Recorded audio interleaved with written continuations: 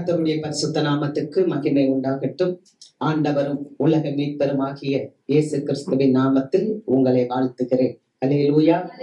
நம் தேவனுடைய வார்த்தைக்கு நேராய் கடந்து செல்வோம். வாசிக்கலாம். அப்போஸ்தல நடபடிகள் 2வது அதிகாரம் 1வது வசனத்தை நாம் வாசிப்போம். பெந்தைக்கொஸ்தே என்னும் நாள் வந்தபோது அவர்கள் எல்லாரும் ஒருமனப்பட்டு ஓரிடத்தில் வந்திருந்தார்கள்.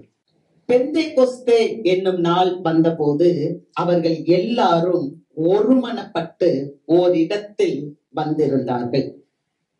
பெந்தைக்கொஸ்தே, இன்றைக்கு பெந்தைக்கொஸ்தே திருநாள். நிறைய மக்கள் நமக்கு தெரியும், பெந்தைக்கொஸ்தே திருச்சபை, பெந்தைக்கொஸ்தே திருச்சபை அப்படின்னு சொல்லுவோம். இந்த பெந்தைக்கொஸ்தே என்றால் என்ன என்பதை முதல்ல நம்ம தெரிஞ்சுக்கணும்.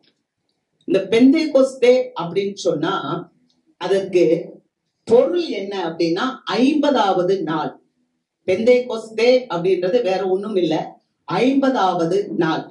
எப்ப இருந்து அது கணக்கிடப்படுது அப்படின்னு சொன்னா, ஆண்டவராகிய இயேசு கிறிஸ்து மரித்து அவர் உயிர்த்தெழுந்தார்.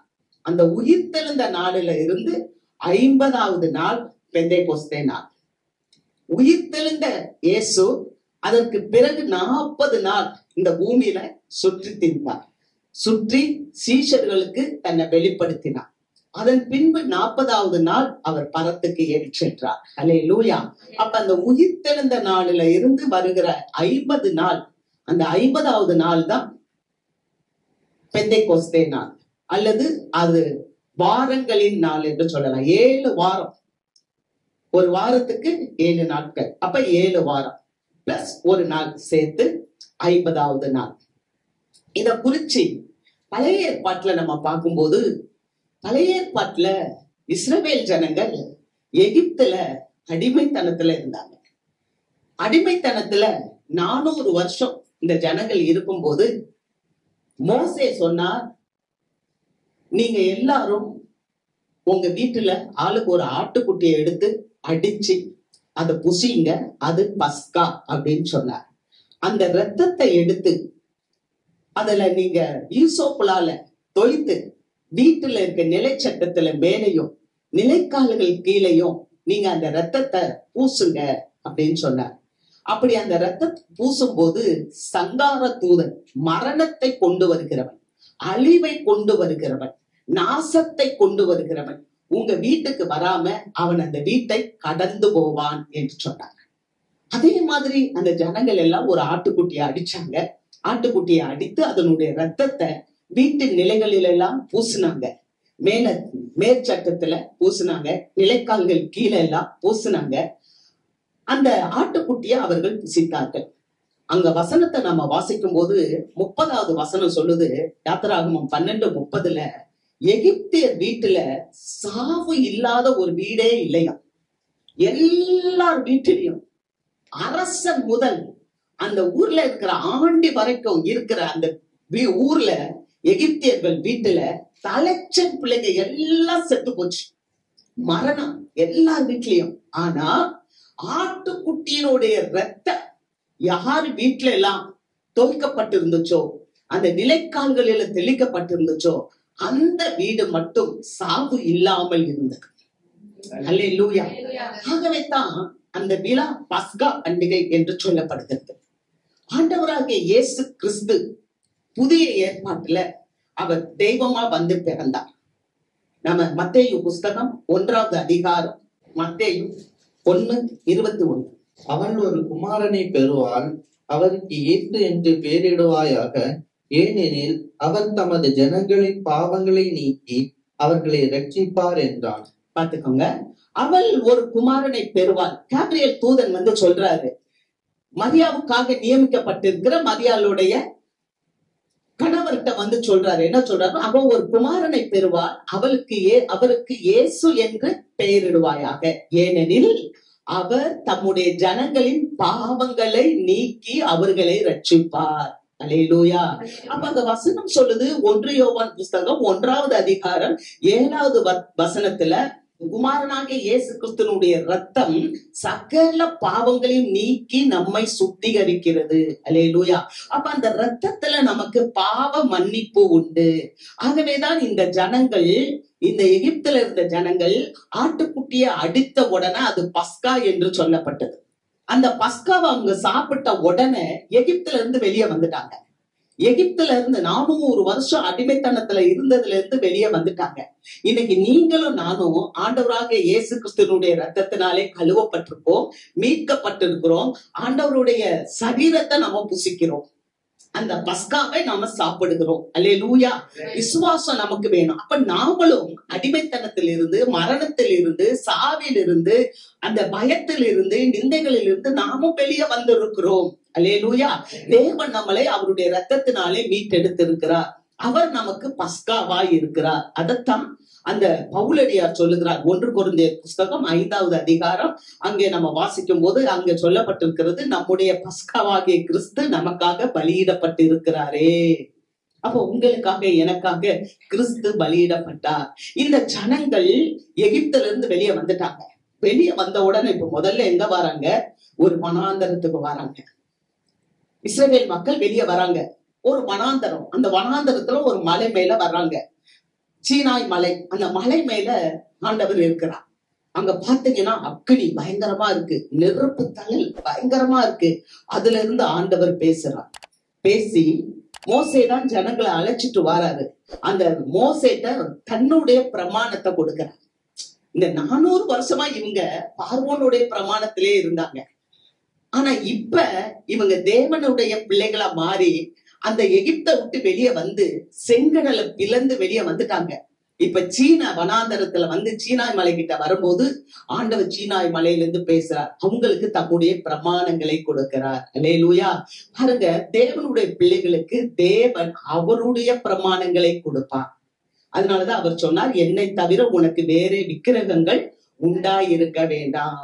இது வரைக்கும் இவங்க எங்க இருந்தாங்கன்னா இந்த உலகத்துல பார்வோனுக்கு ஆளோட்டிகளாக, பார்வோனுக்கு அடிமைகளாக இருந்தாங்க. அங்க இருக்கிற வேலையை செஞ்சுக்கிட்டு, செங்கல் சூளையில வேலை செஞ்சுக்கிட்டு, அங்க இருக்கிற மச்சங்களையும் அங்க இருக்கிற வெங்காயத்தையும் சாப்பிட்டுட்டு அவர்களுக்கு அடிமைகளாக இருந்தாங்க. ஆனா இப்ப அந்த அடிமைத்தனத்திலிருந்து தேவன் அவர்களை வெளியே கொண்டு வந்து விட்டார். வெளியே கொண்டு வந்த பிள்ளைகளுக்கு ஆண்டவர் அவருடைய பிரமாணம், அவருடைய சட்டத்தை கொடுக்கிறார். புரியுதா உங்களுக்கு? இந்தியாவுல நாம இருக்கிற வரைக்கும் தான் இந்தியாவுல இருக்க சட்டத்துக்கு நீங்களும் நானும் கட்டுப்பட்டவர்கள். ஒருவேளை இப்ப நம்ம ஒரு 6 மாசம் ஒரு வேலைக்காக நான் அமெரிக்காவுக்கு போறேன் அப்படின்னு சொன்னா நான் இந்திய சட்டப்படி அங்க வாங்க முடியாது. அங்க போன வீட்டுக்கு அந்த அமெரிக்காவுல என்ன சட்டம் இருக்கிறதோ அந்த சட்டத்துக்கும் திட்டங்களுக்கும் நான் கட்டுப்பட்டு வாழ வேண்டும். அது போலத்தான் இந்த உலகத்துல நீங்களும் நானும் உலகத்துக்கு உரியவர்களா இருக்கும் வரைக்கும் உலக வழக்கத்துக்குன்படி வாழ்ந்து வந்தோம். ஆனால் இப்போ நீங்களும் நானும் ஆண்டவருடைய பிள்ளைகளாய் மாறிட்டோம். எகிப்துல இருந்து வெளியே வந்துட்டோம். அல்லேலூயா. வெளியே வந்த நாம இப்ப ஆண்டவருடைய சட்ட திட்டத்துக்கு கீழ்ப்படிந்து வாழ வேண்டும். அதற்குத்தான் ஆண்டவர் அவருடைய பிள்ளைகளுக்கு ஒரு பிரமாணத்தை கொடுக்கிறார், 10 கட்டளைகளை கொடுக்கிறார். உன் தகப்பனுக்கு கீழ்ப்படி, உன் தாய்க்கு கீழ்ப்படி, இச்சை அடக்கம் உள்ளவங்களா இரு, ஓய்வு நாளை ஆசரி, இப்படி பல காரியங்களை ஆண்டவர் கொடுக்கிறார். அல்லேலூயா. இப்படி இந்த ஜனங்க வாங்கிட்டு வந்துட்டாங்க. இதைத்தான் கொலோசியர்ல வாசிக்கிறோம் நம்ம 1வது அதிகாரம் 13வது வசனம். இருளின் அதிகாரத்தில் நின்று நம்மை விடுதலையாக்கி தமது அன்பின் குமாரனுடைய ராஜ்யத்திற்கு உட்படுத்தினவருமாய் இருக்கிற பிதாவை ஸ்தோத்திரிக்கிறோம். அல்லேலூயா. இருளின் அதிகாரத்தில் இருந்து நம்மளை விடுதலையாக்கி தம்முடைய குமாரனின் ராஜ்யத்துக்குள்ளாக நம்மளை கொண்டு வந்துட்டார். அந்த பிதாவை நாம ஸ்தோத்தரிக்கிறோம். அல்லேலூயா. நம்மள அதிகாரத்திலிருந்து, இந்த உலக அதிகாரத்துல இருந்து தேவன் நம்மளை விடுவித்து அவருடைய அன்பின் குமாரன் கிறிஸ்துவனுடைய ராஜ்யத்துக்குள்ளாக உங்களையும் என்னையும் வைத்திருக்கிறார். ஆமென். பாருங்க, ஆண்டவராகிய இயேசு கிறிஸ்து வந்தா அவர் 3வது நாள் உயிரோட எந்திரிச்சிட்டார். அவர் மரித்தார், 3வது நாள் உயிரோடு எந்திரிச்சிட்டார். 40 நாள் திருஷ்டாந்தங்களா சுற்றி திரிகிறார். சுற்றி திரியும் போது சீஷர்கள்ட்ட சொல்றார். அங்க வாசிக்கும் போது அப்போஸ்தலர் 1ஆம் அதிகாரம் 4வது வசனத்தை வாசிக்கும் போது அங்க சொல்லப்பட்டிருக்கு, இன்னும் நீங்க கொஞ்ச நாளைக்குள்ள, சில நாளைக்குள்ளாக பரிசுத்த ஆவியினாலே ஞானஸ்தானம் பெறுவீர்கள். ஹல்லேலூயா. அங்க வாசிக்கும் போது அவர்கள் எல்லாரும் கூடி வந்திருந்த போது, யோவான் உங்களுக்கு ஜலத்தினாலே ஞானஸ்தானம் கொடுத்தா நீங்க இன்னும் கொஞ்ச நாளுக்குள்ள நீங்க பரிசுத்த ஆவியினால் ஞானஸ்தானம் பெறுவீர்கள். ஆகவே நீங்கள் இந்த பரிசுத்த ஆவியினால் ஞானஸ்தானத்தை பெற்றுக்கொள்ளும்படி எருசலேமை விட்டு போகாமல் நீங்க காத்திருங்கள் அப்படின்னு சொல்றார். அல்லேலூயா. அப்ப இன்றைக்கு பரிசுத்த ஆவியானவர் ஊற்றப்பட்ட நாள். பரிசுத்த ஆவியானவர் என்றால் நல்ல ஆவி, அந்த தூய்மையான ஆவி, அந்த செம்மையான ஆவி, நம்மளை வழிநடத்துகிற ஆவி, நம்மளை தேற்றுகிற ஆவி, நமக்கு வழிகாட்டுகிற ஆவி, நம்மளுக்கு போதிக்கிற ஆவி, சத்தியத்தின் பாதையில நடத்துகிற ஆவி. நம்ம வாசிக்கிறோமே, பாவத்தை குறித்தும் நீதியை குறித்தும் நியாய தீர்ப்பை குறித்தும் கண்டித்து உணர்த்துகிற ஆவி. இந்த ஆவியானவர் இன்றைக்கு ஊற்றப்பட்ட நாள். அல்லேலூயா.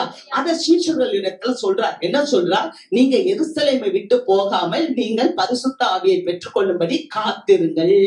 நம்ம இந்த ஆவியானவரை பெற்றுக்கொள்ளணும் அப்படின்னு சொன்னா என்ன பண்ணணும்னா காத்திருக்க வேண்டும்.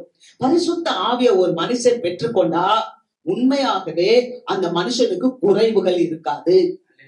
பரிசுத்த ஆவியை ஒரு மனுஷன் பெற்றுக்கொண்டால் உண்மையாகவே அந்த மனுஷனுக்கு கவலைகள் வராது. பரிசுத்த ஆவியை ஒரு மனுஷன் பெற்றுக்கொண்டால் அந்த ஆவி என்ன தெரியுமா, நமக்கு சந்தோஷத்தை கொடுக்கும். இன்னைக்கு சபையில சந்தோஷம் வேணுமா? இன்னைக்கு சபைக்கு சமாதானம் வேணுமா? இன்னைக்கு சபைக்கு ஆசீர்வாதம் வேணுமா? அப்படின்னா நமக்கு என்ன வேணும்னா பரிசுத்த ஆவி வேணும். அதனாலதான் இயேசு கிறிஸ்து என்ன சொன்னாரு, அவருடைய சீஷர்களை பார்த்து, எப்பா நீங்க இந்த இடத்துல காத்துருங்க, எருசலேம்ல காத்துருங்க, உங்களுக்கு என்ன வரும்? பரிசுத்த ஆவி வரும். அந்த பரிசுத்த ஆவி வரும்போது உங்களுக்கு என்ன கிடைக்கும்?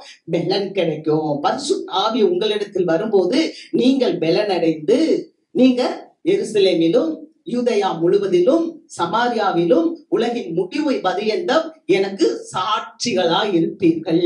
அல்லேலூயா. அப்ப இயேசு சுவாமி பேசுறாரு, அவர்களுடைய சீஷர்கள்ட்ட பேசுறாரு. என்ன பேசுறாரு? நான் உங்களுக்கு பரிசுத்த ஆவியை தரப்போறேன், நீங்க காத்துருங்க. அப்ப நீங்க கேட்கலாம், ஏன் இவர்கள் இதுவரைக்கும் பரிசுத்த ஆவியில இல்லையா? இவர்கள் இந்த சீஷர்கள்லாம் பரிசுத்த ஆவியை பெறலையா? சீஷர்கள் பயங்கரமான பலசாலிகள். நீங்க நினைச்சுக்க கூடாது. சீஷர்கள் தைரியசாலிகள். இயேசு கிறிஸ்துவ பிடிக்க வராங்கன்னு சொன்ன உடனே பேதுரு கையில இருந்த ஒரு பெரிய கத்தியை எடுத்து மல்கூசனுடைய காதையை வெட்டி போட்டான். அவ்வளவு பெரிய பலசாலி, தைரியசாலி பேதுரு. ஏசாமி சொல்றாரு, இன்னும் கொஞ்ச நாளுக்குள்ள என்னைய ஒப்பு கொடுக்க போறாங்க, என்னைய கொலை செய்ய போறாங்கன்னு சீஷர்கள்ட்ட சொல்லும் போது சீஷர்கள் என்ன தெரியுமா சொல்றாங்க? நம்மள யாரு பெரியவன், யாரு பெரிய ஆளா இருப்பா? ஏன்னா ஏசாமி போறாரு, அந்த இடத்துல யாரு நம்ம வர போறாங்க? ஒருத்தர். அப்ப எவ்வளவு தைரியசாலி, பலசாலி, ஆண்டவருடைய போஸ்டுக்கு நம்ம வரணும்னு சொல்லி யோசிக்கிறாங்க. அது மாத்திரம் இல்ல, அவங்க அம்மாவை கூப்பிட்டு ஆண்டவர்கிட்ட சொல்லி பேச வைக்கிறாங்க. என்ன சொல்றாங்க தெரியுமா? உங்களுடைய வலது பாரசத்துல என் மகனும், இன்னொரு இடது பாரசத்துல என்னுடைய இன்னொரு மகனும் இருக்கணும் அப்படின்னு. அப்ப இயேசுவானவர் கேட்கிறார், நீங்க என்ன கேட்கறீங்கன்னு உங்களுக்கு தெரியுமா? நான் குடிக்கும் பாத்திரத்தில் நீங்க குடிக்க முடியுமா? நான் பெறும் ஸ்நானத்தை நீங்க பெற முடியுமா அப்படின்னு கேட்கிறார். அப்ப அதற்கும் அந்த யாக்கோபினுடைய தாய், யோவானுடைய தாய் சொல்றாங்க, நீர் பெறும் ஸ்நானத்தை என் பிள்ளைங்க பெறுவாங்க, நீர் குடிக்கும் பாத்திரத்தில் என் பிள்ளைங்க குடிப்பாங்க. அதாவது என்னன்னா, இயேசு சுவாமி மனிதர்களால் கொலை செய்யப்பட போறார். அப்படிப்பட்ட ஒரு பாடுக்குள்ள போறார். இத படுவாங்களான்னா அத கூட அவங்க தாய் சொல்றாங்க, படுவாங்க. அப்ப இயேசு சொன்னார், நான் குடிக்கும் பாத்திரத்துல நீ கொடுக்கலாம், நான் பெறும் ஸ்நானத்தை நீ பெறலாம், ஆனால் எனக்கு வலதுபுறமும் எனக்கு இடதுபுறமோ யார் உட்காரணுமோ அவர்கள் தான் உட்காருவார்கள். அல்லேலூயா. நிறைய நேரத்துல நம்ம நிறைய காரியங்களை தெரிஞ்சுக்கணும்னு நினைக்கிறோம் இல்லையா? அது எப்படி, இது எப்படி, அந்த காரியம் என்ன, அவங்களை குறிச்ச காரியம் என்ன, இந்த இவங்களை குறிச்ச காரியம் என்ன நம்ம நினைக்கிறோம். ஆனா இயேசுவுக்கே தெரியாத எத்தனையோ காரியங்களை பிதாவானவர் மறைத்து வைத்திருக்கிறார். அல்லேலூயா. இன்னும் சொல்ல போனா இயேசு கிறிஸ்து எப்ப இந்த பூமிக்கு வருவார் என்பது இயேசுவுக்கே தெரியாது. பிதாவானவர் எப்ப சொல்லுறாரோ, எப்ப நீ இறங்கி போ அப்படின்னு சொன்னா இயேசுவானவர் உடனே கீழ்ப்படிஞ்சு இறங்கி வந்து விடுவார். அப்ப பாத்தீங்களா எவ்வளவு ஒரு கீழ்ப்படிதல் உள்ள ஒரு பிள்ளையாக இயேசுவானவர் பிதாவுக்கு இருக்கிறார். அப்படியானால் இன்றைக்கு இந்த நேரத்துல வந்திருக்கிற நாம நம்முடைய பெற்றோருக்கு எல்லா விதத்திலும் கீழ்ப்படுகிறோமா? நம்மள மேலாக உள்ள மக்களுக்கு நாம் கீழ்ப்படுகிறோமா? நம்முடைய வேலை ஸ்தலத்திலே நம்முடைய எஜமான்களுக்கு உண்மையா இருக்கிறோமா, கீழ்ப்படுகிறோமா? நம்முடைய ஸ்கூல்ல நம்மளை நடத்துகிற ஆசிரியர்களுக்கு நாம் உண்மையா இருக்கிறோமா, கீழ்ப்படுகிறோமா? அல்லேலூயா. மாத்திரமில்ல, எத்தனை தடவை நம்ம ஒரு கியூரியாசிட்டி, ஒரு ஈர்ப்பு விசை, உங்களுக்கு என்ன நடக்க போகுது, அவங்களுக்கு என்ன, எத்தனை விசை நம்ம மற்றவர்கள் காரியத்தை குறித்து யோசித்துட்டே இருப்பான். ஆனா பாத்தீங்களா, இன்றைக்கு இயேசுவானவரை குறித்து பார்க்கும்போது இயேசுவானவருக்கே தெரியாது அப்படிப்பட்ட காரியங்கள்ல இருந்தார். அல்லேலூயா. ஆக ஆண்டவர் சொல்லுகிறார், உங்களுக்கு ஜலத்தினால யோவான் உங்களுக்கு ஜலத்தினால கொடுத்தாரு, நான் உங்களுக்கு அக்கினியினாலே ஞானஸ்தானம் கொடுப்பேன். அல்லேலூயா. யோவான் ஜலத்தினால கொடுத்தா, நான் உங்களுக்கு அக்கினினால ஞானஸ்தானம் கொடுப்பேன்னு சொன்னார். இதே வார்த்தைய யோவான் ஸ்நானகன் சொல்லியிருந்தார். மத்தேயு புஸ்தகம் 3வது அதிகாரம் 11வது வசனத்தை நம்ம பார்க்கும்போது அவர் சொல்லுகிறார், நான் உங்களுக்கு ஜலத்தினாலே ஞானஸ்தானம் கொடுக்கிறேன், எனக்கு பின்னாக ஒருவர் வருகிறார், அவர் என்னிலும் வல்லமை உள்ளவர், அவருடைய பாதரட்சைகளை அவிழ்ப்பதற்கும் நான் பாத்திரவான் அல்ல, அவர் உங்களுக்கு பரிசுத்த ஆவியினாலும் அக்கினியினாலும் ஞானஸ்தானம் கொடுப்பார். ஹல்லேலூயா. அப்ப இயேசுவானவர் வரும்போது இயேசுவானவர் என்ன கொடுக்கிறார்னா பரிசுத்த ஆவியினால அந்த ஞானஸ்தானத்தை கொடுக்கிறார். ஆகவேதான் சீஷர்களை நீங்க காத்திருங்க சொல்றாங்க. அப்ப சீஷர்கள்லாம் பலசாலிங்க. யாரெல்லாம் அங்க காத்திருந்தாங்க அப்படின்னா 11 சீஷர்கள் உட்பட 120 பேர் ஒரு சபை அந்த இடத்துல கூடி இருந்துச்சு. இயேசுவானவர் சொன்னார், எருசலேம்ல நீங்க காத்திருங்க, போகாதீங்க, காத்திருங்கன்னு சொன்னார். ஏசாமியோடைய அம்மாவும் அங்க இருந்தாங்க. உலக ரட்சகரையே சுமந்த அந்த பலமுள்ள தாய், அந்த கீழ்ப்படிதல் உள்ள தாய், அந்த தாய் எவ்வளவு பெரிய பலசாலி, எவ்வளவு நிந்தைகளை தாங்கி இருக்கணும். ஏன்னா அவங்க கன்னி, திருமணமாகாதவங்க. அவங்க இப்ப வயித்துல கர்ப்பமா இருக்குன்னா அந்த உலகம் எவ்வளவு அசிங்கமா பார்த்திருப்பாங்க. அப்ப எவ்வளவு உங்களுக்கு வல்லமை வேணும், எவ்வளவு பலன் வேணும். அவ்வளவு பலசாலி அம்மாவும் அங்க உட்கார்ந்து இருக்கிறாங்க. அல்லேலூயா. அப்படி என்றால் ஆண்டவர் சொன்னார், பரிசுத்த ஆவி உங்களிடத்தில் வரும்போது நீங்கள் பலனடைவீர்கள். கவனிங்க, அப்ப பழைய ஏற்பாட்டுல எவ்வளவு பேர் பலசாலிகள் இருந்தாங்க. நம்ம எல்லாத்துக்குமே தெரியும், சிம்சோன் எவ்வளவு பெரிய பலசாலி. அப்படியே அந்த கேட்டையே தூக்கிட்டு போயிடுறாரு. அவர் அப்படியே கழுத தாடை எடுத்து அடிக்கிறாரு. 1000 மனுஷர்களை கொன்று போடுகிறார். அல்லேலூயா. 1000 மனுஷர்களை ஒரு பச்சை தாடை எடுத்து அடிச்சு கொல்றார். ஒரு பெரிய கேட்டை தனியா தூக்கிட்டு போறார். ஒரு பெரிய தூணை கடைசி நேரம் சாக போற நேரம் ஒரு தூணையை இழுத்து போட்டு 3000 பேர் சாகுறாங்க. அவ்வளவு பலசாலி சிம்சோன். அல்லேலூயா. தெபோரால் ஒரு பெண், அந்த அம்மா ஒரு நியாயாதிபதியா இருந்தாங்க.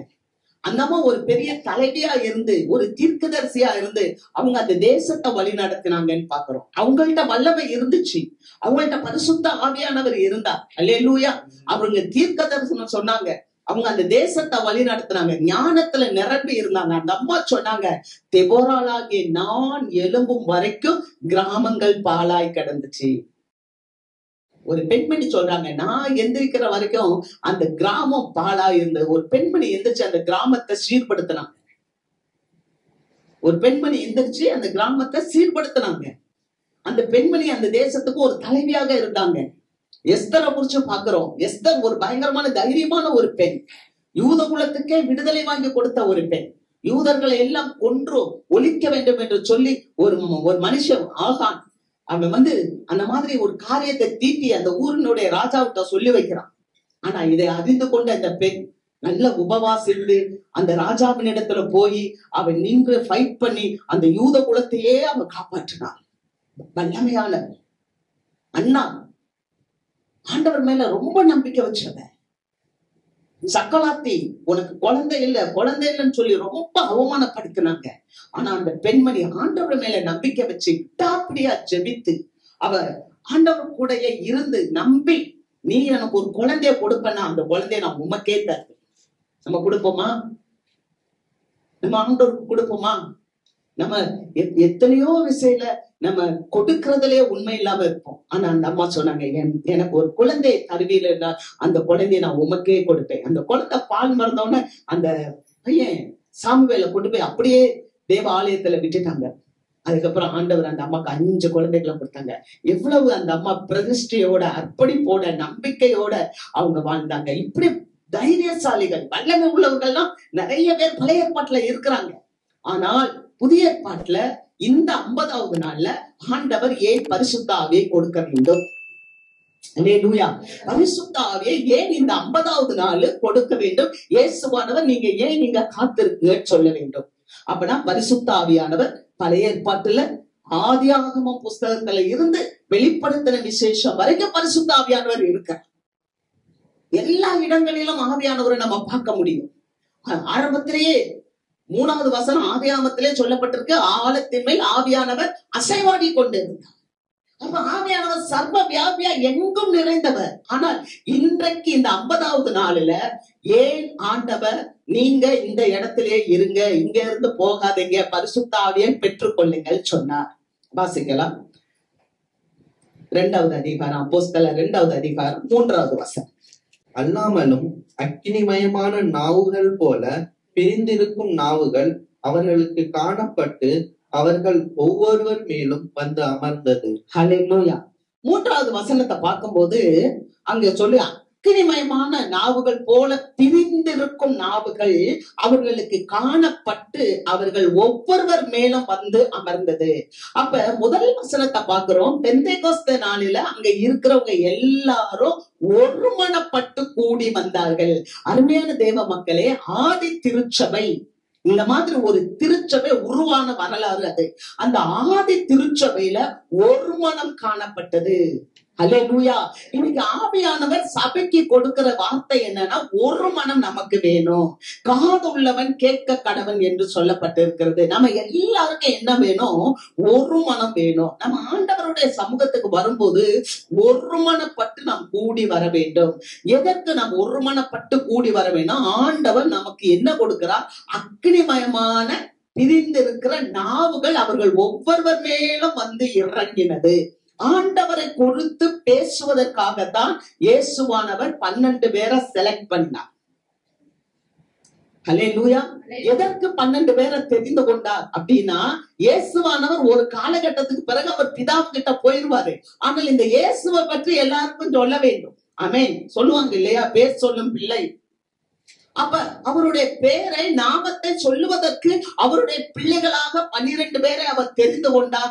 ஆதி திருச்சபை அந்த காலகட்டத்துல 120 பேராக வந்து அமர்ந்தார்கள். அந்த இடத்துல ஆவியானவர் ஊற்றப்பட்டார். அல்லேலூயா. What is the purpose? என்ன ஒரு நோக்கம் அப்படின்னா, they should proclaim the word of God. அல்லேலூயா. அவங்க தேவனுடைய வார்த்தையை, தேவனை, இயேசுவை பத்தி சொல்ல வேண்டும். ஒரே ஒரு மதம் தான் இந்த உலகத்துல. அது என்ன தெரியுமா? பழைய மதம், யூத மதம். அததான் ஆண்டவர் யூத மக்களை தெரிந்து கொண்டார். அவர்கள் தான் யூதயாவில, இப்ப இஸ்ரவேல்ல இருக்கிற யூதர்கள், அவர்கள் தான் இஸ்ரவேலர்கள். ஆனால் இந்த இஸ்ரவேல் மக்களுக்குள்ளாக அவங்க பண்ணின ஒரு பாவத்தின் நிமித்தமாக, பாவத்தின் பிரயாச்சித்தமாக இயேசு கிறிஸ்து உலகத்துக்கு வந்து, இயேசு மரித்து அவர் உயிர் தெழுந்து, இப்ப இயேசுவை ஏற்றுக்கொள்கிறவர்கள் பிதாவை ஏற்றுக்கொள்வார்கள். அல்லேலூயா. அதுக்குதான் அவர் சொன்னார், நானே வழியும் சத்தியமும் ஜீவனுமா இருக்கிறேன் அப்படின்னு சொன்னார். அப்ப அவர்கள் அந்த இயேசுவை ஏற்றுக்கொள்ள வேண்டும். இயேசு எல்லாருக்கும் வேணும், இயேசு எல்லா மக்களுக்கும் வேணும். ஆனா யூதர்கள் இயேசுவை ஏற்றுக்கொள்ளவில்லை. யூத மதத்தார் இயேசுவை ஏற்றுக்கொள்ள மாட்டேன்ட்டாங்க. அப்பதான் ஒரு கூட்டம், இந்த 12 பேர் என்ன பண்றாங்கன்னு சொன்னா, ஆண்டவரை பத்தி பேசுவதற்காக ஆண்டவர் தெரிந்து கொண்டார். இந்த 12 பேருக்கு ஆண்டவர் 3 வருஷம் நல்ல பயிற்சி கொடுத்தார். பயிற்சி கொடுத்துட்டு சொன்னாரு, நான் சாக போறேன், என்னை கொலை பண்ணிடுவாங்க, நீங்க என்ன பண்ணணும், நான் செத்து 3ஆம் நாள் உயிரோட எந்திரிச்சு கலிலியாவுக்கு வருவேன்னு சொன்னா, இவங்க எல்லாரும் பயந்து போய் ரூமை போட்டுட்டு உள்ள உட்கார்ந்துருக்காங்க. இப்ப இயேசுவானவர் வர்றாரு, ஒவ்வொருத்தரையா வந்து பலப்படுத்துறாரு. பலப்படுத்தி பரிசுத்த ஆவியை பெற்றுக்கொள்ளுங்க. அதாவது பரிசுத்த ஆவி என்று சொல்லும் போது, இப்ப இயேசுவானவர் மேல போகணும் அப்பாட்ட. அப்ப இயேசுவினுடைய ஆவி இவர்களுக்குள்ள வரணும். அல்லேலூயா. இயேசு கிறிஸ்துவினுடைய ஆவி, அந்த வெள்ளத்தின் ஆவி, அந்த உயிர்த்தெழுந்த ஆவி, அந்த வல்லமையின் ஆவி பயந்து போய் இருக்கிற சீஷருக்குள்ள வரணும். அல்லேலூயா. இந்த கால வேளையில் அருமையான தேவ மக்களே, உங்களுக்குள்ளாக எனக்குள்ளாக அந்த ஆவி வர வேண்டும். அந்த ஆவியை குறித்து வாசிக்கும் போது அது உயிர்ப்பிக்கின்ற ஆவியானவர் என்று சொல்லப்பட்டிருக்கிறது. அல்லேலூயா. அந்த ஆவியை குறிச்சு நம்ம 1 கொரிந்தியர் புஸ்தகம் 15வது அதிகாரத்துல வாசிக்கும் போது, முந்தின ஆதாம் அவன் ஜீவாத்மாவானான், பிந்தின ஆதாமோ உயிர்ப்பிக்கின்ற ஆவியானவர் ஆனார். ஆறு பிந்தின ஆதாம் ஆண்டவராகிய இயேசு கிறிஸ்து, அவர் நம்மளை உயிர்ப்பிக்கிறவர். அல்லேலூயா. நம்ம உயிர் இல்லாம ஒண்ணுமே செய்ய முடியாது. ஒருவேளை நம்ம நினைக்கலாம் சரீரத்துல உயிர் இருக்கு, நம்ம நல்ல உயிர் உள்ளவங்களா இருந்து கோமா ஸ்டேஜ்ல இருந்தா எப்படி இருக்கும்? மூளைச்சாவுன்னு சொல்லுவாங்க. என்ன நடக்குதுன்னே தெரியாது, அவங்களால ஒண்ணுமே செய்ய முடியாது. அப்படிப்பட்ட சூழ்நிலையில இருந்தா எப்படி இருக்கும்? அப்ப ஒரு கிறிஸ்தவர்கள், இயேசுவை தெரிந்தவர்கள் ஆவி இல்லாமல் இருந்தா ஒரு மூளைச்சாவு அடைந்த ஒரு கோமா நோயாளிக்கு ஒத்ததுதான். ஆகவேதான் ஆண்டவர் உயிர்ப்பிக்கின்ற ஆவியானவர், அந்த இயேசுவின் ஆவியானவர், மரணத்தை ஜெயித்த ஆவியானவர் நமக்குள் வந்து வாழ அவர் வாசம் செய்ய விரும்புகிறார். ஆகவேதான் இயேசு சொன்னார், நீங்க இங்கேயே காத்திருங்க, நான் போவேன் ஆனால் தேற்றரவாளன் உங்களிடத்தில் வருவார். அவர் உங்களிடத்தில் வந்து உங்களை தேற்றுவார். அவர் உங்களிடத்தில் வந்து அவர் உங்களை சத்தியத்துக்குள்ளாக நடத்துவார். அவர் தாமா எதுவும் பேச மாட்டார், என்னுடையதில் இருந்து உங்களுக்கு பேசுவார். அல்லேலூயா. என்னுடையதுல உள்ளதான் எடுத்து உங்களுக்கு பேசுவார். அல்லேலூயா. ஆகவே என் நாமத்தினாலே பிதாவானவர் அனுப்ப போகிற அந்த ஆவியானவர் உங்களுக்குள்ள வந்து சகல சத்தியத்திலையும் உங்களை நடத்துவார் என்று சொன்னார். அல்லேலூயா. அப்ப ஆவியானவர் எதற்கு தேவை? இந்த டிசைபிள்ஸ், இந்த சீஷர்கள் இயேசுவை பற்றி சொல்ல வேண்டும். ஆமென். ஒரு புதிய கொள்கையை அவர்கள் சொல்ல வேண்டும். கர்த்தருக்கு மகிமை. அந்த புதிய கொள்கையை ஜனங்கள் ஏற்றுக்கொள்ளவில்லை. ஆனா ஆண்டவர் ஏற்கனவே சொல்லியிருந்தார். என்ன சொல்லியிருந்தார் தெரியுமா? இந்த வார்த்தை உலகம் முழுவதும் பரவ வேண்டும். நம்ம இன்னைக்கு பார்க்கிறோம், எங்க பார்த்தாலும் புவி எதிர்ச்சிகள், எங்க பார்த்தாலும் கொள்ளை நோய்கள், எங்க பார்த்தாலும் ராஜ்யத்துக்கு விரோதமா ராஜ்யங்கள், எங்க பார்த்தாலும் சண்டைகள், வன்முறைகள், இதெல்லாம் என்னன்னு சொன்னா வேதனைகளுக்கு ஆரம்பம். அப்ப முடிவு எப்ப வரும்? அவர் சொன்னார், மத்தேயு 24:14 சொல்லப்பட்டிருக்கு, சகல சாதிகளுக்கும் சுவிசேஷம் பிரசங்கிக்கப்படும், அப்பொழுது முடிவு வரும் என்று சொன்னார். அல்லேலூயா. அப்ப இன்னைக்கு வேக வேகமா ஆண்டவருடைய வார்த்தையை பிரசங்கம் பண்ணி கொண்டு இருக்கிறாங்க. ஆனா ஆதி காலத்துல அந்த சீஷர்கள், முதல் நூற்றாண்டுல இருந்த சீஷர்கள் ஆண்டவர் சொன்ன பிறகு போனாங்க, கீழ்ப்படிந்தார்கள்.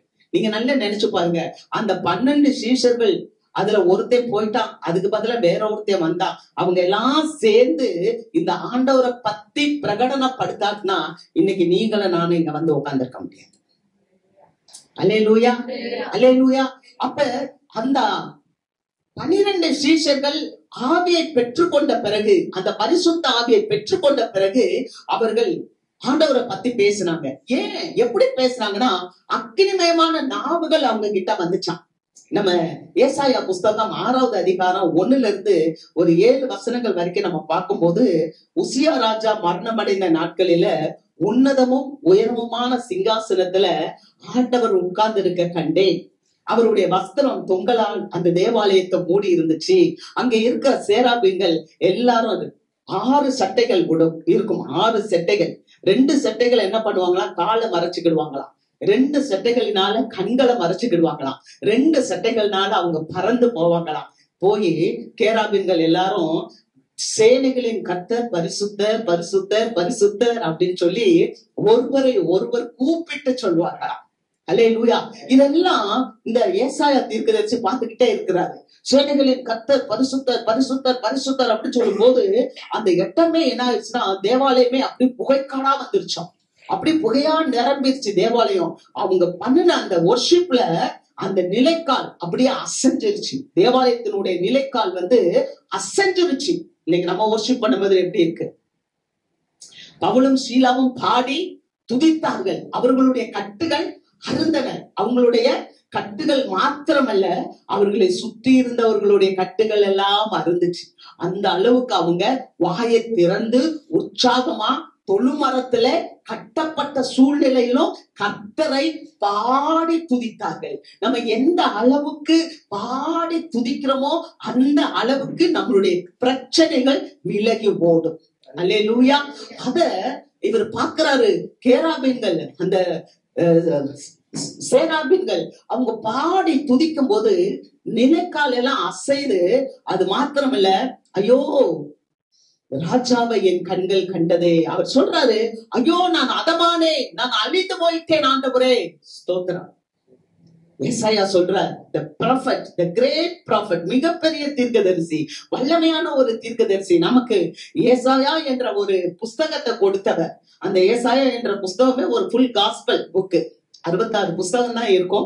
எப்படி இந்த முழு பைபிள்ல 66 புக்கு இருக்கோ அதே மாதிரி அதுல 66 அதிகாரங்கள் காணப்பட்ட அந்த புஸ்தகத்தை எழுதினவர் சொல்றாரு, ஐயோ நான் அதமானே. ஏன்னா ஆண்டவரை பார்த்துட்டாரு, நான் அழிந்தேன். ஏன்னா 33வது அதிகாரம் யாத்திராகமுள்ள ஆண்டவர் சொல்றாரு. என்ன சொல்றாரு தெரியுமா? ஆண்டவரை ஒருத்தர் பார்த்துட்டு உயிரோட இருக்க முடியாது. அதனால இப்ப ஏசாயா பயப்படுறாரு, ஐயோ நான் அழிந்தேன், நான் அதமானேன், நான் அசுத்த உதடுகள் உள்ள மனிதன், நான் அசுத்த உதடுகள் இருக்கிற மனிதர்கள் நடுவிலே நான் வாசமாய் இருக்கிறேன், நான் ராஜாவை என் கண்கள் கண்டதே அப்படின்னு சொல்றாரு. அப்ப ஆண்டவர் உடனே ஒரு சேராபீன் என்ன பண்றாரு தெரியுமா? ஓடி வந்து ஒரு கொரட்டை எடுத்துட்டு வந்து அந்த நெருப்பு தலையில எடுத்துட்டு வந்து ஏசாயாவோட நாவல வைக்கிறாங்க. ஏசாயாவோட நாவல வச்சு உன் பாவம் நிவர்த்தி ஆயிற்று. அல்லேலூயா. நிவர்த்தி ஆயிற்று. இப்ப கேக்குறாங்க, யாரை நான் அனுப்புவேன், யார் என் காரியமாய் போவார்? ஏசாயா சொல்றாரு, என்னை அனுப்பும், நான் உமது காரியமாய் போவேன். அல்லேலூயா. பழைய ஏற்பாட்டுல ஒரு நிழலாக கொடுக்கப்பட்ட இதே சம்பவம் புதிய ஏற்பாட்டுல பெந்தேகோஸ்தே நாள் அன்னைக்கு அக்கினிமயமான நாவுகள் திறந்து பிரிந்திருந்து எல்லாருடைய மேல வந்து அமர்ந்தது. அல்லேலூயா. நாவுகள் சுத்திகரிக்கப்பட வேண்டும். நம்மளுடைய நாவு சுத்திகரிக்கப்படும் போதுதான் நம்ம ஆண்டவருக்காக எழும்பி பெரிய காரியங்களை செய்ய முடியும். நல்லா பாருங்களேன், நீங்க வீட்டுல போய் படிச்சு பாருங்க. எபேசியர் புஸ்தகம் 4வது அதிகாரத்துல ஆண்டவர் சொல்லுறார், பரிசுத்த ஆவியானவர் பதிவு பண்ணி வச்சிருக்கிறாரு, உங்க வாயிலிருந்து பொய் வரக்கூடாது, உங்க வாயிலிருந்து வரக்கூடாது. 2வது சொல்றாரு, கெட்ட வார்த்தை ஒன்றும் உங்க வாயிலிருந்து வரக்கூடாது. 3வது சொல்றாரு, சத்துருக்களுக்கு இடம் கொடாம இருங்க. 4வது சொல்றாரு, திருடாம இருங்க. இதெல்லாம் எபேசிய மக்களுக்கு சொல்லுகிறார். பவுலடியா பரிசுத்த ஆவியானவர் அந்த புஸ்தகத்துல எழுதி வச்சிருக்கிறார். அப்ப தேவ பிள்ளைங்க எப்படி இருக்கணுமா? பொய் சொல்லக்கூடாதான். அதனாலதான் அந்த துரட்டை கொண்டு வந்து நாவல வைக்கிறார். கெட்ட வார்த்தை பேசாதீங்க. சில நேரம் சில மக்களை வேகமா சபிச்சிருவோம், வேகமா சபிச்சிடுறோம். ஆனா சர்ச்சில் வந்து தோத்திர ஆண்டவரே, ஸ்தோத்திர ஆண்டவரே அப்படின்னு பாடி அவரை துதிக்கிறோம். நல்லா யோசித்து பாருங்க. ஆவியானவர் சொல்றாரு, ஒரே ஒரு டேப்ல இருந்து தண்ணி, அந்த தண்ணி உப்பு தண்ணி ஒரு நேரமும் நல்ல தண்ணி ஒரு நேரமுமா வருமா? நம்ம வீட்டுல இருக்க குழாயை திறந்து விடும் போது ஒரு நேரத்துல திடீர்னு சாக்கடையா வந்து விழுந்துச்சுன்னா எவ்வளவு அசிங்கமா இருக்கும். ஒரு தண்ணி தான் வர முடியும். நல்ல தண்ணினா நல்ல தண்ணி தான் வரும், கெட்ட தண்ணினா கெட்ட தண்ணி தான் வரும். அப்ப நம்ம தேவனுடைய பிள்ளைன்னு சொன்னா இந்த வாயிலிருந்து ஒரு வார்த்தை தான் வரும், அது நல்ல வார்த்தைகள் தான் வரும். அப்ப இந்த சீஷர்கள் என்ன பண்ண வேணும்? சுத்திகரிக்கப்பட வேண்டும். அதனாலதான் எப்படி ஏசாயா தீர்க்கதரிசியை சுத்திகரித்து ஏசாயா யாரை அனுப்புவேன்னு சொல்லும்போது என்னை அனுப்பும் சொன்னாரோ அதே மாதிரி இந்த ஜனங்கள் சுத்திகரிக்கப்பட வேண்டும். What is the purpose? The purpose என்ன தெரியுமா? இவர்கள் பலனடைய வேண்டும், இவர்கள் சாட்சிகளாய் இருக்க வேண்டும். அல்லேலூயா. இந்த சீஷர்கள் என்னவாக வேண்டும்? சாட்சிகளா இருக்க வேண்டும். அந்த சீஷர்கள் 11 பேர் தான் இருக்கிறாங்க. 12வது இருக்கிறவன் தான் யூதாஸ் காட்டி கொடுத்துட்டான். அந்த காட்டி கொடுத்து அவன் தூக்கு போட்டுட்டான். அந்த தூக்கு போட்டா அவன் செத்த இடத்துல நீங்களும் நானும் சீஷனாக வந்துட்டோம். அல்லேலூயா. இதுதான் அந்த ஆதி திருச்சபையில எப்படி இருந்துச்சோ அதே மாதிரி இது ஒரு திருச்சபை. இந்த திருச்சபை என்ன ஆக வேண்டும்? பலனடைய வேண்டும். பலனடைகிறது மாத்திரமல்ல, இந்த திருச்சபை விட்னஸ் ஆக, சாட்சியாக இருக்க வேண்டும். என்ன பண்ணார் தெரியுமா? அதுவரை பயந்து போய் இருந்தவர் இப்ப இந்த ஆவியானவர், அக்கினிமயமான ஆவி எல்லார் மேல வந்து அமர்ந்தது. வாசிக்கலாம். அப்போஸ்தலர் 2:4 வசனத்தை வாசிப்போம். அவர்கள் எல்லாரும் பரிசுத்த ஆவியினாலே நிரப்பப்பட்டு ஆவியானவர் தங்களுக்கு தந்தருளின வரத்தின்படியே வெவ்வேறு பாஷைகளிலே பேசத் தொடங்கினார்கள். ஹல்லேலூயா. அந்த எல்லார் மேலும், அங்க கூடி வந்திருந்த எல்லார் மேலும் பரிசுத்த ஆவியானவர் வந்து அமர்ந்தார். நான் ஒண்ணு சொல்லுறேன் கேளுங்க. இன்னைக்கு நான் படிக்கல, நான் உயர்த்தவங்க இல்ல, நான் ஆணு பெண்ணு இப்படின்னு எந்த ஒரு பாகுபாடும் ஆண்டவர் பார்க்க மாட்டார். அந்த இடத்துல யாரெல்லாம் கூடியிருந்தாங்க தெரியுமா? பெண்கள் கூடியிருந்தாங்க, சிறு பிள்ளைகள் கூடியிருந்தாங்க. நான் நினைக்கிறேன் தாவீதின் குமாரனுக்கு ஓசனா ஓசனான்னு சொன்னாங்கல்ல ஒரு பாலகர் கூட்டம், அதுக்கு கூட அந்த இடத்துல உட்கார்ந்து இருந்திருப்பாங்க. வந்திருந்த எல்லார் மேலும் ஆவியானவர் அமர்த்தார். ஆமென், அல்லேலூயா. அப்படின்னா இன்னைக்கு நமக்கு ஒரு விசுவாசம் வேணும். எனக்குள்ள ஆவியானவர் வருவாரா? நிச்சயமாக வருவார். அல்லேலூயா, நிச்சயமாக வருவார். எப்படி பயந்து நடுங்கி கொண்டிருந்த இந்த மனுஷர்களுக்குள்ளாக ஆவியானவர் ஊற்றப்பட்டார். என்ன காரணம் தெரியுமா? அவர்கள் காத்திருந்தார்கள். ஆண்டவர் சொன்னார், இயேசு சொன்னார், நீங்க எருசலேமை விட்டு போகாமல் பரிசுத்த ஆவியை பெறும்படி காத்திருங்கன்னு சொன்னார். அவங்க காத்திருந்தாங்க. பரிசுத்த ஆவியானவர் சொன்னபடியே ஊற்றப்பட்டார். எல்லாரும் பரிசுத்த ஆவியினால் நிரப்பப்பட்டார்கள். எல்லாம் மேல அமர்ந்தது என்று பார்க்கிறோம். என்ன ஆச்சு தெரியுமா? தீர்க்க தரிசனம் நிறைவேறினது. யோவேல் புஸ்தகம் 2வது அதிகாரம் 28, 29 வசனத்துல வாசிக்கிறோம். மாம்சமான யாவர் மேலும் என் ஆவியை ஊற்றுவேன். உங்கள் குமாரரும் உங்கள் குமாரத்திகளும் தீர்க்க தரிசனம் உரைப்பார்கள். உங்கள் மூப்பர்கள் சொப்பனங்களை காண்பார்கள். உங்கள் வாலிபர்கள் தரிசனத்தை சொல்லுவார்கள், தரிசனம் காண்பார்கள். உங்களுடைய வேலைக்காரர்கள் மேலும் வேலைக்காரிகள் மேலும் என்னுடைய ஆவியை ஊற்றுவேன் என்று சொன்னார்.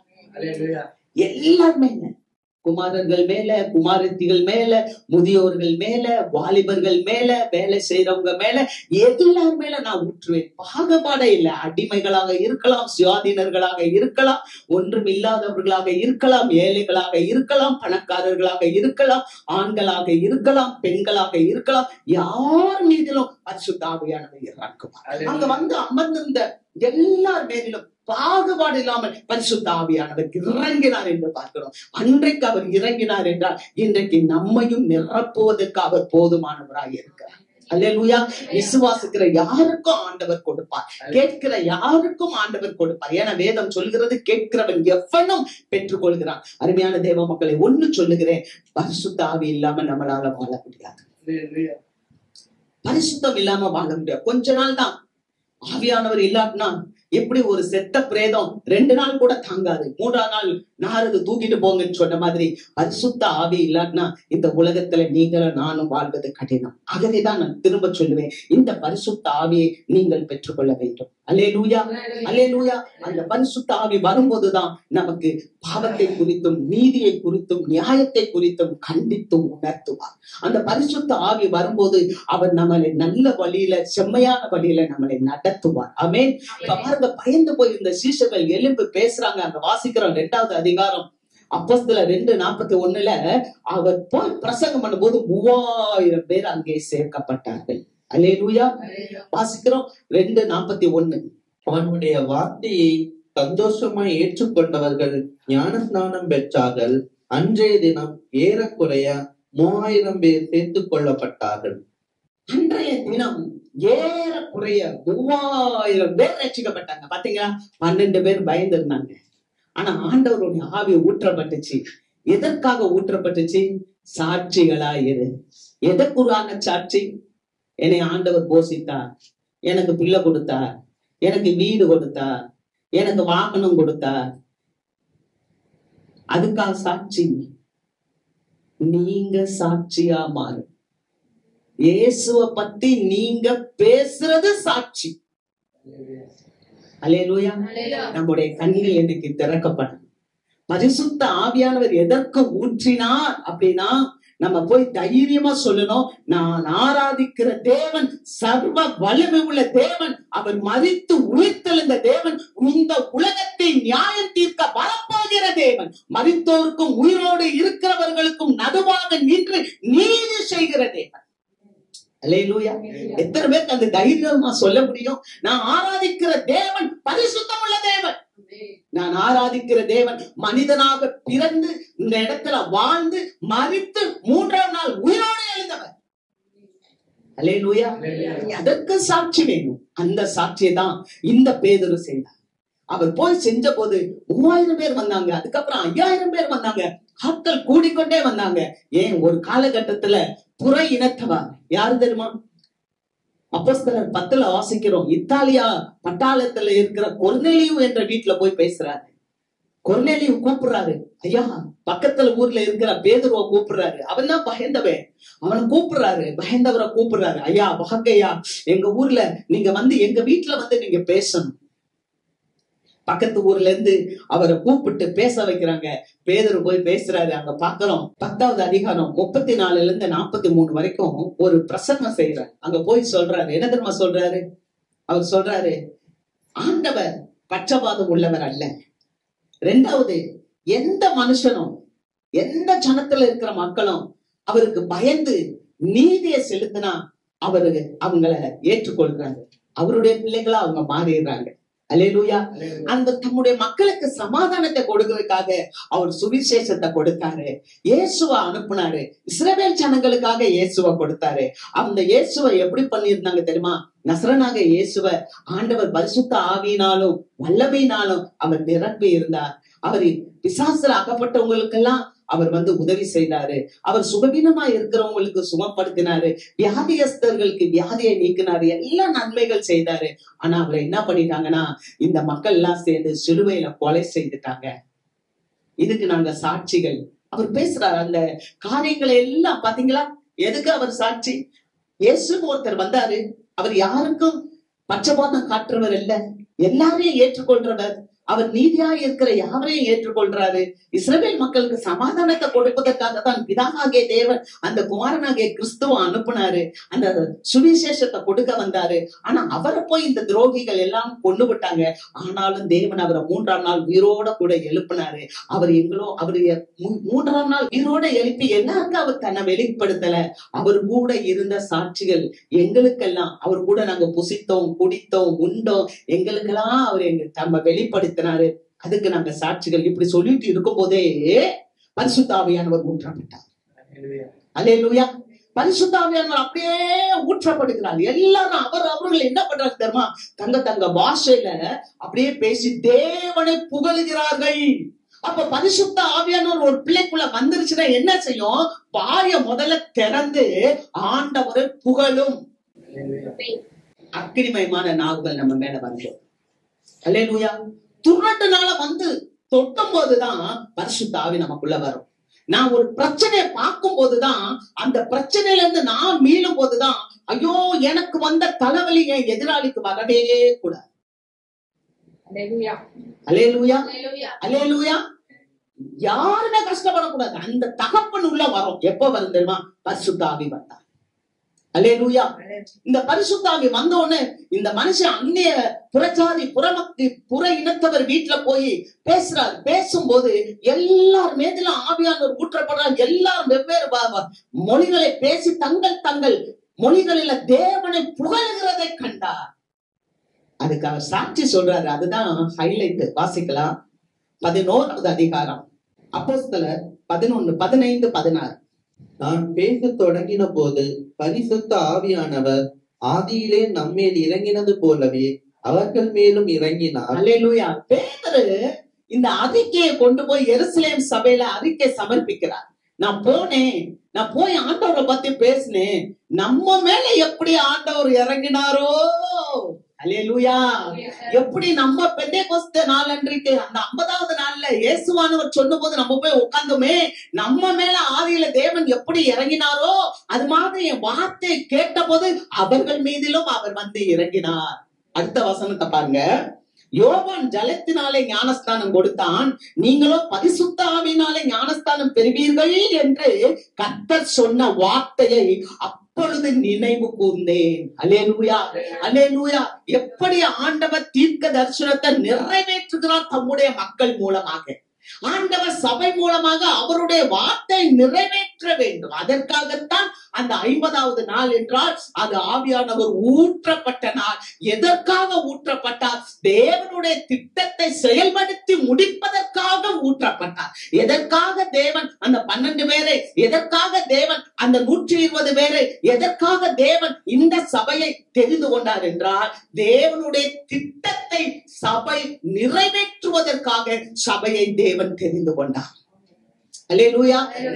அதுக்கப்புறம் பாத்தீங்கன்னா அந்த அப்போஸ்தல நடவடிக்கைகள் பூரா இயேசுவானவர் உயிர்த்தெழுந்த பிறகு 30 ஆண்டு கால சரித்திரம் இந்த அப்போஸ்தல நடவடிக்கைகள் புத்தகத்துல இருக்கு. 30 ஆண்டு கால சரித்திரம் இந்த அப்போஸ்தல நடவடிக்கைகள்ல இருக்கு. நிறைய காரியங்கள். ஒரு பவுலை குறிச்சு பார்த்தா, பவுல் ஆண்டவரால் அப்படியே தொடப்படுகிறார், நேரடியா தொடப்படுகிறார், பரிசுத்த ஆவியினால் நிரப்பப்படுகிறார். பவுல் ஆண்டவரால் தெரிந்தெடுத்த சீஷன் அல்ல. அவர் இயேசு கிறிஸ்து இறந்து உயிர்த்தெழுந்த பிறகு அவர் தெரிந்தெடுத்த ஒரு மனுஷன் தான் பவுல். ஆனா அந்த பவுல் சொல்றாரு, நான் மனுஷன் மூலமாயும் அல்ல, மனுஷனாலும் அல்ல, கர்த்தராகிய இயேசுவினாலே நான் பிடிக்கப்பட்டவன். கலாத்தியர் 1:1 சொல்றாரு. இந்த பவுலடியார் ஒரு தெசலோனிக்கர்ல போய் பேசுறாரு. தெசலோனிக்கே சபையில பேசும்போது கொஞ்சம் பேர் என்ன பண்ணிட்டாங்கன்னா பவுலை விரட்டி அடிச்சுட்டாங்க. இவர் விரட்டி அடிச்ச உடனே இவர் என்ன பண்றாரா, நேரா அப்படியே அத்தனே பட்டணத்துக்கு வராரு. அத்தனே பட்டணத்துல காத்திருக்கிறார். யாருக்காக? தன்னோடு வந்த தீமோத்தேயும் சீலாவும் வரணும் காத்திருக்கிறார். காத்திருக்கிற நேரத்துல அப்படியே இந்த ஊரை சுத்தி பாக்குறாரு. எங்க பார்த்தாலும் விக்கிரகங்களா நிரம்பி இருக்கு, எங்க பார்த்தாலும் சிலைகளா இருக்கு. உடனே அவரு ஆவியில் வைராக்கியம் கொண்டு, ஏன் தெரியுமா? அவருக்குள்ள ஆவி இருக்கு. அல்லேலூயா. அவருக்குள்ள ஆவி இருக்கு. ஆவி சும்மா இருக்க விடல. ஐயோ வெறும் சிலையா இருக்கு என்னடா அப்படின்னு சொல்லிட்டு அந்த மக்களை எல்லாம் பார்த்து இவர் பேசுறாரு. அங்க இருக்கிற ஜெபாலயத்துல போய் யூதர்களோட பேசுறாரு, சில தேவபக்தி உள்ளவர்களோட பேசுறாரு. இன்னும் பார்த்தா சந்தை வழிக்கு போய் தினந்தோறும் சம்பாஷணை பண்ணினான். சந்தை வழின்னா என்ன? Market place. அந்த மார்க்கெட்டுக்கு போய் தினந்தோறும் பேசினாராம். நம்ம பேசுறோமா? ஆவியில் அனல் கொண்டு, ஆவியில பலன் கொண்டு. ஆவி ஒரு மனுஷனுக்குள்ள வந்துருச்சுன்னா எழுப்புதல் வந்துடும். இன்னைக்கு நம்ம எழுப்புதல் எழுப்புதல் எழுப்புதல். ஏன்னா சபையெல்லாம் செத்து போய் கிடக்கு. எதற்காக தெரியுமா? ஆண்டவர் தம்முடைய பிரமாணத்தை குறித்தார். மரித்தவர்கள் மத்தியில உயிர் உள்ளவங்க இருக்க முடியாது. அல்லேலூயா. அதனாலதான் எகிப்துல இருந்து ஜனங்களை பிரித்து எடுக்கிறார். ஐயோ இந்த ஜனம் உயிர் உள்ள ஜனம், இந்த ஜனம் ஜீவனுள்ள ஜனம். அப்ப தேவன் இந்த உலகத்திலிருந்து எதற்கு சபையை பிரித்து எடுத்தால்? நம்ம உயிர் உள்ள ஜனம் என்று பிரித்து எடுத்தார். இந்த உயிர் உள்ள ஜனத்துக்கு தேவன் அவருடைய பிரமாணத்தை கொடுத்து அவருடைய ஆவியை நமக்குள்ள வைக்கிறார். எதற்காக? அவருடைய திட்டத்தை செய்வதற்காக, அவருக்கு சாட்சிகளாய் இருப்பதற்காக. இவர் பேசுறத பார்த்து அந்த ஊர்ல இருக்க மக்கள் எல்லாம் சொல்றாங்க, அத்தனை பட்டணத்துல இருக்கிறவங்க எல்லாம், இந்த வாயாடி என்ன பேச போறான் அப்படின்னு சொல்றாங்க. கொஞ்ச நேரத்துல சரி வான்னு சொல்லி அவரை கொண்டு போய் அந்த ஏதென்ஸ் நகர்ல இருக்கிற மார்க்ஸ் என்ற மேடையில நிப்பாட்டுறாங்க. அது பயங்கரமான ஒரு நாடு, கிரேக்க நாடு. கிரேக்க கலாச்சாரத்தை பின்பற்றுகிறது. முத ஜனநாயகம் தோன்றியது அந்த கிரேக்கர்கள் மத்தியில தான். அரிஸ்டாட்டில், பிளேட்டோ, இவங்க சாக்ரட்டிஸ், இவங்கெல்லாம் இருந்த இடம் அது. அந்த இடத்துல கொண்டு போய் பவுலை நிப்பாட்டிட்டாரு. பவுல் போய் பேசுறாரு. பேசும்போது அங்க இருக்கிற பலிபீடத்தெல்லாம் பாக்குறாரு. பார்த்துட்டு அவர் சொல்றாரு, அறியப்படாத தேவனுக்கு எழுதப்பட்டிருந்துச்சு. அதை பார்த்துட்டு சொல்றாரு, அறியப்படாத தேவனுக்குன்னு இருக்கு, நீங்க அறிந்து கொண்டு இருக்கிற தேவனை பத்தியே உங்களுக்கு சொல்லுறேன் அப்படின்னு சொல்லிட்டு வானத்தையும் பூமியை உண்டாக்கினவர் அந்த தேவன். அவர்தான் நமக்கு சுவாச காற்ற கொடுக்கிறவர், அவர்தான் நமக்கு மலையை தருகிறவர், அவரைத்தான் நம்ம தேடணும். அவர்தான் ஒரே மனுஷனை உண்டாக்கி, யோசித்து பாருங்க, ஒரே ஒரு மனுஷன், அவர் ஒரு பிரசங்கம் செய்யறாரு, ஒரே ஒரு மனுஷன் ஆதாம், அவர் மூலமாக இந்த உலகத்துல இருக்க அத்தனை ஜனங்களையும் உண்டாக்கி பூர்வ எல்லைகளை எல்லாம் குறித்து வானத்துல இருந்து மழைய பொழிய பண்ணுகிறவர். அல்லேலூயா. அப்படின்னு சொல்லிட்டு அப்படிப்பட்ட தேவனை தட்டி தடவியாக நம்ம தேடறோம் அப்படின்னு சொல்லிட்டு ஒரு அழகான வார்த்தை சொல்றாரு பாருங்க. அதை தாங்க சாட்சி. வாசிக்கலாம். அப்போஸ்தலர் 17:31. மேலும் ஒரு நாளை குறித்திருக்கிறார். மேலும் ஒரு நாளை குறித்திருக்கிறார். நல்ல கவனிக்கணும் சபைக்கு. இதுதான் ஆண்டவர் தீர்க்கமா பேசுற நாள். மேலும் ஒரு நாளை ஆண்டவர் குறித்திருக்கிறார். அதிலே அவர் தாம் நியமித்த மனுஷனை கொண்டு பூலோகத்தை நீதியாய் நியாயம் தீர்ப்பார். அதிலே அவர் தாம் நியமித்த ஒரு மனுஷர், அவர்தான் இயேசு கிறிஸ்து. அவரை கொண்டு இந்த பூலோகத்தை நீதியாய் நியாயம் தீர்ப்பார். அந்த மனுஷனை மரித்தோரில் இருந்து எழுப்பினதினாலே அதன் நிச்சயத்தை எல்லாருக்கும் விளங்க பண்ணினார் என்றான். அந்த மனுஷனை மரித்தோரில் இருந்து எழுப்பினதுனாலே அந்த நிச்சயத்தை எல்லாருக்கும் விளங்க பண்ணினார். பாத்தீங்களா? இப்ப சொல்லிட்டாரு. என்ன சொல்லிட்டாரு? இயேசு கிறிஸ்துன்னு ஒரு மனுஷன் பிறந்தாருடா, அவரை எல்லாரும் கொலை செஞ்சுட்டாங்க, அவர் தான் இந்த பூலோகத்தை நியாயம் தீர்க்க போறார். இயேசுவுக்கு சாட்சி ஆயிட்டாரா? அல்லேலூயா, அல்லேலூயா. அப்ப நீங்களும் நானும் எதற்காக வரப்பட்டோம் அப்படின்னு சொன்னா, இந்த இயேசுவை குறித்து சாட்சி சொல்வதற்காக தான். ஏன்னா ஒரு காலம் சீக்கிரம் வரப்போகுது. அந்த காலம் நியாய தீர்ப்பின் காலம். அந்த நியாய தீர்ப்பின் காலத்துல யாரை கொண்டு ஆண்டவன் நியாயம் தீர்க்க போறார் தெரியுமா? அந்த மனிதனாகிய இயேசு கிறிஸ்துவ கொண்டுதான் நியாயம் தீர்க்க போறார். அந்த நியாய தீர்ப்புல நீங்களும் நிப்பீங்க, நானும் நிற்பேன். ஆண்டவருடைய என்ன எதிர்பார்ப்பு என்ன? இன்னைக்கு காலம் செல்லாது, இனி காலம் செல்லாது. அவர் சொல்லிட்டாரு, சுவிசேஷம் எல்லாருக்கும் பிரசங்கிக்கப்படணும், அப்பொழுது முடிவு வரும். அப்ப அன்னைக்கு இந்த பேதுரு, அன்னைக்கு அந்த யோவான், அன்னைக்கு அந்த யாக்கோபு, இவர்கள் எல்லாம் போய் தோமா இந்த ஊருக்கு வந்தாரு. அவங்கெல்லாம் வந்து இந்த சுவிசேஷத்தை சொல்லாட்டா இன்னைக்கு நாம ரட்சிக்கப்பட்டிருக்க முடியுமா? அப்ப ரட்சிக்கப்படாத மக்கள் எவ்வளவு பேர் இருக்காங்க. அவங்களுக்கு நான் இந்த ஆண்டவரை பத்தி சொல்ல வேண்டாமா? ஆண்டவருடைய எண்ணத்தை, அவருடைய எதிர்பார்ப்பை நான் நிறைவேற்ற வேண்டாமா? இதுக்காகத்தான் இந்த 50வது நாள்ல ஆவி ஊற்றப்பட்டது. உங்களை ஆசீர்வதிப்பார்.